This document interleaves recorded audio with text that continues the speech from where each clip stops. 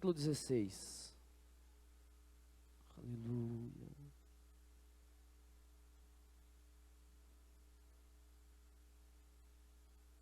Glória a Deus. Santo, santo é o seu nome, Jesus. Aleluia. Atos capítulo 16, versos 19. Diz assim: percebendo que a sua esperança de lucro tinha se acabado, os donos da escrava agarraram Paulo e Silas e o arrastaram para uma praça principal diante das autoridades. E levando-os aos magistrados, disseram: estes homens são judeus e estão perturbando nossa cidade, propagando costumes que a nós, romanos, não é permitido aceitar e nem praticar. A multidão ajuntou-se contra Paulo e Silas. A multidão ajuntou-se contra Paulo e Silas, e os magistrados ordenaram que lhes tirassem as roupas e fossem açoitados. Depois de serem severamente, ou seja, duramente açoitados, outra Bíblia fala castigados, foram lançados na prisão. O carcereiro recebeu a instrução para vigiá-los com cuidado. Tendo recebido tais ordens, ele os lançou no cárcere, no seu interior, e lhes prendeu o pé no tronco. Por volta da meia-noite, Paulo e Silas estavam orando e cantando hinos a Deus. E outros presos os ouviram. De repente, houve um terremoto tão violento que os alicerces da prisão foram abalados. Imediatamente, todas as portas se abriram e as correntes de todos se soltaram. Amém? Tome o seu assento, em nome de Jesus.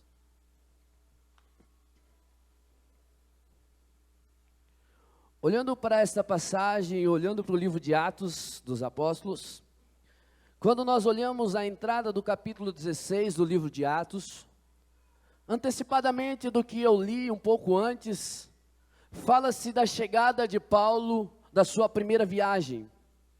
Paulo tinha feito a sua primeira viagem e ele tinha sido recém-convertido. Paulo, mesmo tendo saído e feito uma viagem missionária, ninguém ainda acreditava que Paulo estava totalmente convertido. Paulo chega da sua primeira viagem missionária e se prepara para a segunda viagem missionária. E ele se preparando para ir para a Bitínia, as pessoas, os magistrados ali, chegaram para Silas e falaram: Silas, acompanha Paulo, vai junto com ele e vê realmente se ele se converteu mesmo ou não. Vê se tudo isso que ele está falando acontece.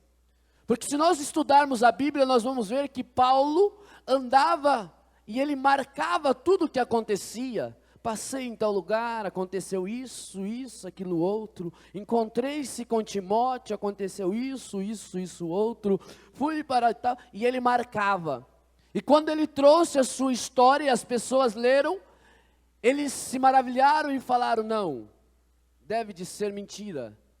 Porque nós conhecemos a vida de Paulo e sabemos de onde Paulo veio. Então eles mandam Silas ir com ele. Silas, o acompanhe Paulo. E Silas e Paulo saem para a sua viagem missionária. E chegando, eles encontram com um moço, filho de Eunice, filho de uma mulher judia, de um homem grego, um moço chamado Timóteo. E fala: Timóteo, nos segue nessa viagem. e Timóteo vos acompanha na viagem. E segue a caravana, Paulo, Silas e Timóteo. E eles chegando para ir para Bitínia, aonde era para ser a viagem na mente de Paulo. Quando ele chega ali, algo vos incomoda e fala: Paulo, você precisa ir até Macedônia. Paulo, vai até Macedônia. E a palavra fala que Paulo enxergava algo de vestes brancas, falando: ei, nos socorre, Macedônia, vem até Macedônia. Automaticamente Paulo entende que a sua viagem missionária não é para Bitínia, mas sim para Macedônia. E saindo ele com destino a Macedônia, mais certo na região de Filipos, eles estão numa casa de uma mulher, e de repente eles falam para Timóteo: Timóteo, nos aguarda aqui. E Paulo e Silas saem para caminhar na região. E eles saindo para caminhar, encontra-se ali uma mulher. Uma mulher o qual não era somente uma escrava, ela era várias escravas dentro de si mesmo. Por que você diz isso, pastor Osmair? Primeiramente porque a Bíblia fala, quando nós lemos aqui, no livro de Atos 16, no verso 19, percebendo que as suas esperanças de lucros tinham acabado, os donos da escrava se desesperaram. Então tinha mais de um dono, tinha vários donos daquela escrava. Além dela ser escrava daqueles homens, ela era escrava do inimigo. Ela era possessa de um mal, o diabo o tomava conta. Ela era escrava daqueles homens e também escrava do diabo. E aquela mulher, ela andava por aquele lugar dando lucros àqueles senhores. Eu acredito que muitos homens eram donos daquela mulher. E eles ganhavam dinheiro com ela, porque ela adivinhava a vida das pessoas. Ela chegava para uma pessoa, como está o neto aqui, de olhos fechados, colocava a mão e falava: o seu sobrenome tem neto nele. Você é casado com a Josiane. E as pessoas falavam: nossa, mas como ela sabe? E ela ganhava. E ela começava e ela perguntava: acredito, você quer mais? É como se uma cigana lesse a mão. A cigana nunca leu minha mão, até um dia desses eu estava no calçadão, eu ia dar minha mão para ler, mas ela não aceitou. A hora que eu falei: não, eu vou dar minha mão para você ler, mas depois quem vai ler a sua vida sou eu. Ela não quis. A Fran estava trabalhando na loja, estava em frente à loja. Falei: não, eu deixo você ver a minha vida, mas depois eu vou falar da sua vida. Ela não aceitou. E eu acredito que seja assim, como se fosse uma cigana. E ela falava: parei agora, você vai me dar dinheiro? Não, não vou então, não vai continuar. Ou você me dá dinheiro para os meus senhores, ou eu paro. E ela ganhava dinheiro para os seus senhores. E aqueles senhores, acredito que eram vários, e era dividido. Hoje, segunda-feira é o senhor tal, terça-feira é o senhor X, quarta-feira é o Y, e assim sucessivamente. Cada dia ela trabalhava para um senhor, dando lucro para aquele senhor. E aqueles homens ganhavam dinheiro com aquela mulher. Mas uma coisa me fez entrar ali naquela mensagem e ver como que aquela mulher aceitava tudo aquilo, Neto. Como aquela mulher aceitava o que os homens falavam. Porque ela, além de ser escrava deles, ela era escrava do inimigo. Muitos de nós estamos vivendo momentos que nós não devemos aceitar. As pessoas falam e você fala: é verdade. As pessoas falam e você fala: é verdade. O diabo tem nos cegado. Ei! O diabo não pode te cegar, você não pode ser escrava do inimigo. Se a pessoa fala que é assim, você fala: não, não é assim, porque Deus vai mudar a minha vida. Aquela mulher não sabia nem com quem ela falava. Ela falava com um ou com outro: ei, muitos de nós brigamos com a nossa esposa, brigamos com nossos filhos, achamos que estamos brigando com os nossos, mas não, estamos brigando com o diabo, estamos dando ouvido ao inimigo. Achamos que é o nosso patrão que está xingando nós, e não, é o diabo que está usando. Nós não sabemos quem é que está falando com nós, irmãos. Muitas das vezes nós estamos cegos e deixamos que as coisas nos entrem dentro de nós e nos contaminem. Assim estava a vida daquela mulher. Ela estava contaminada e ela fazia dela o que queria. Ei, Deus tem mudança essa noite nessa igreja. Deus tem transformação aqui nessa igreja. Deus tem mudança de vida. Ei, eu não aceito ninguém aqui nessa igreja ser escravo do diabo. Eu não aceito aqui nessa igreja ser escravo do inimigo. Porque aqui nós pregamos um Deus verdadeiro. Aqui nós vivenciamos um Deus que cura, um Deus que sara, um Deus que liberta, um Deus que transforma. E esse Deus se faz presente neste lugar. A hora que o Adriano começou a cantar o hino antes da oferta, eu senti asas dos anjos derramando, enquanto vocês cantavam sozinhos, eu sentia ventos aqui, ó. Eu sentia vontade de chorar, e eu falei: Senhor, eu sei como vai terminar isso aqui hoje, eu sei a maneira que vai terminar, porque os seus anjos já se acampam neste lugar, os anjos do Senhor já estão neste lugar.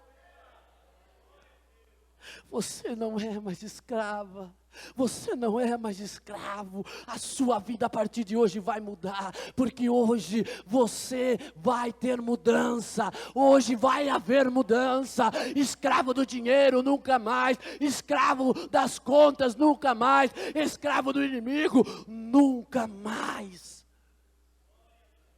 Tudo na vida tem um dia da vitória, e se você crê, hoje é o dia da tua vitória. Mas você tem que crer. Se você crer, hoje é o dia da mudança na sua casa. Se você crer, hoje é dia de mudança no seu lar. E aquela mulher se deparou quando Paulo e Silas saíram para caminhar, e ela gritou: ei, Paulo! Ei, Silas! Eles olham, e Paulo, ele era um pouco esquentado. Se você estudar a Bíblia, você vai ver. Silas era um pouco mais calmo, mas Paulo era um pouco mais porreta. E ele: essa mulher está me chamando, como ela sabe o meu nome? E aquilo incomoda Paulo. Mas Silas, eu acredito que fala: ai, calma, deixa, nós estamos chegando agora, não vamos causar. Mas tenho dito aí, né, que se não for para causar, a gente não pode ir, porque crente é assim, tem que ir para causar, tem que ir para fazer a diferença, tem que ir para mudar. Se não for para mudança, não vá. Se não for para influenciar, não vá. Nós nascemos para influenciar e não para ser influenciados. Não podemos deixar o mundo nos influenciar, e sim nós influenciar o mundo. Nós temos visto isso aqui com a juventude da nossa igreja. Jovens que há pouco tempo adentraram a igreja, hoje estão sendo usados para trazer pessoas para a igreja. Pessoas que há pouco tempo nem sabiam que a igreja existia, mas hoje são instrumentos na mão de Deus.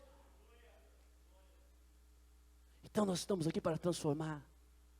E Paulo se incomoda, e a Bíblia fala que aquela mulher por vários dias seguia atrás dele. Ei, Paulo e Silas, ei, vocês, né?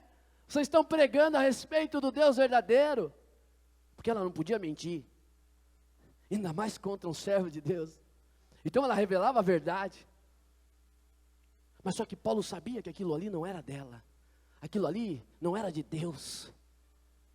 E Paulo chega àquela mulher, um dia desses, acredito que irritado já com tudo aquilo que estava passando, ele chega àquela mulher e fala: ei, vem cá, sua encardida, vem cá.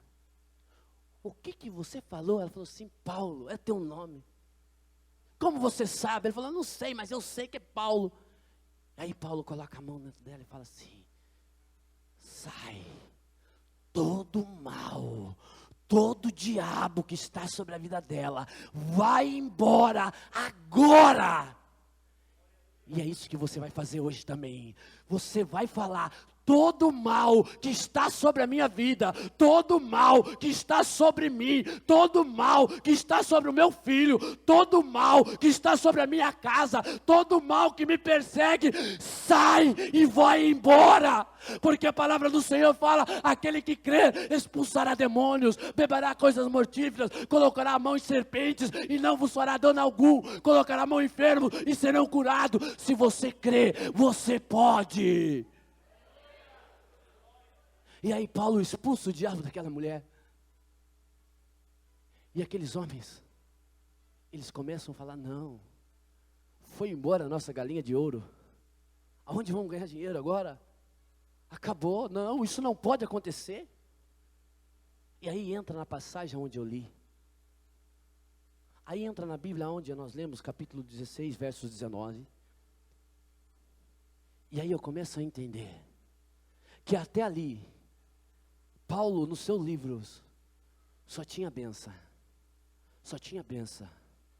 Ei, talvez se você voltar um pouquinho para trás, há uns dias atrás, você está vivendo benção. Você olhava e falava assim: quantas maravilhas, como está gostoso ir na igreja, como está bom. Talvez se você voltar um pouquinho para trás, você fala assim: olha, minha família está indo para a igreja. Talvez se você voltar um pouquinho para trás, você fala assim: nossa, como meu marido estava mudando, só existia benção. Mas aí você se entregou na mão de Deus para fazer a obra mais e mais. Foi o que aconteceu com Paulo. Ele se entregou e foi mexer aonde ele não devia, ou muito mais aonde ele devia mexer. E é o que nós falamos, o que eu falei para os jovens no culto, no trabalho de missões domingo. Nós estamos indo aonde o inimigo não quer que nós vá. Por isso que o trabalho lá é sério, porque nós estamos indo aonde o diabo estava tranquilo, estava vindo tudo bem, eu recebendo bênção, você recebendo bênção, mas de repente algo começa a mudar na sua vida. E aí, você desanima? Ou você não desanima? Eu digo para você: não desanime, porque se isso está acontecendo, é porque você vai ver ainda o que vai acontecer. Espera mais um pouquinho na mensagem que você vai ver aonde isso vai acabar. Estava vindo tudo bem, pastor Osmair, mas de repente as coisas mudaram. Sim, o diabo começou a entender que você é um escolhido de Deus. O diabo começou a perceber que em você ele não pode colocar a mão. O diabo começou a perceber que a tua vitória é certa em nome de Jesus. O diabo começou a entender que com você ele não vai poder. E ele fala: não, agora eu vou derrubar. O diabo começou a entender que você está sendo mais que vencedor, que você está vivendo a palavra.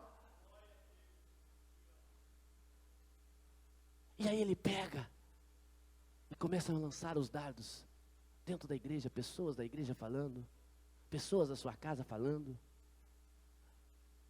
coisas do seu trabalho acontecendo.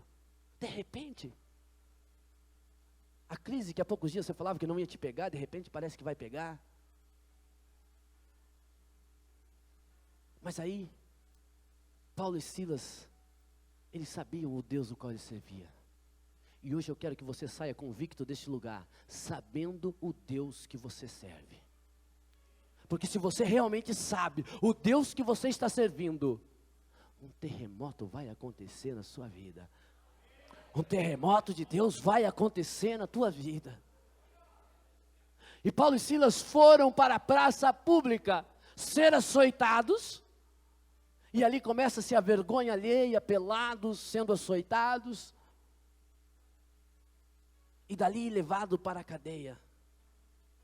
Talvez você achava que o sofrimento estava começando e de repente começou a piorar. De repente uma prisão se fez na sua vida. O que é uma prisão? Prisão é um lugar frio, um lugar escuro, um lugar de solidão, um lugar onde há desespero, um lugar fedido, é um lugar sem esperança, mas para quem não tem a esperança verdadeira no coração. Talvez você está como Paulo e Silas, jogado dentro de uma cadeia, dentro de um cárcere, com as mãos atadas e com os pés atados, sem ter o que fazer, sem saber o que vai acontecer. Mas e aí, pastor Osmair, o que eu faço a partir do momento que isso acontece na minha vida? A partir do momento que tudo começa a mudar, o que Paulo e Silas começaram a fazer? Orar e cantar. Orar e cantar. Orar e cantar. Orar e cantar. Eles oravam e cantavam. Parece que eu vejo eles orando, cantando. Aleluia. E o sangue vertendo. As dores estão no coração e você está lá. Aleluia. O desânimo está vindo, mas você lá no tanque esfregando a roupa, você está. Aleluia. Os seus filhos te deixaram virar as costas, mas você está lá na beira do fogão, mulher. Aleluia. Poderoso, eterno é o Senhor. De repente você está no carro sozinho, homem, achando que não tem mais solução. A crise está chegando, mas aí você começa. Aleluia.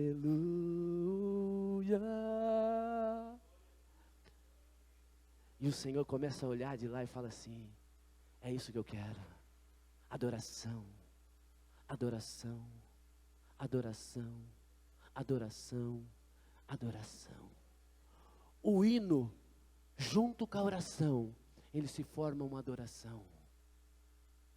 E aonde há adoração, há bênção do Senhor. Aonde há adoração, há agir da mão de Deus. E de repente, sem você perceber, a muralha começa a cair.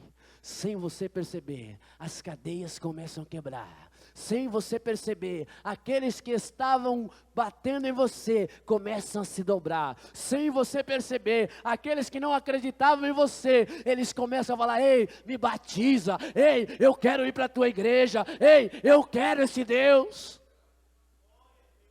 E quando o pastor me chamou para pregar hoje, ele falou assim: traga uma mensagem para colocar a igreja para orar. Foi isso, né, pastor?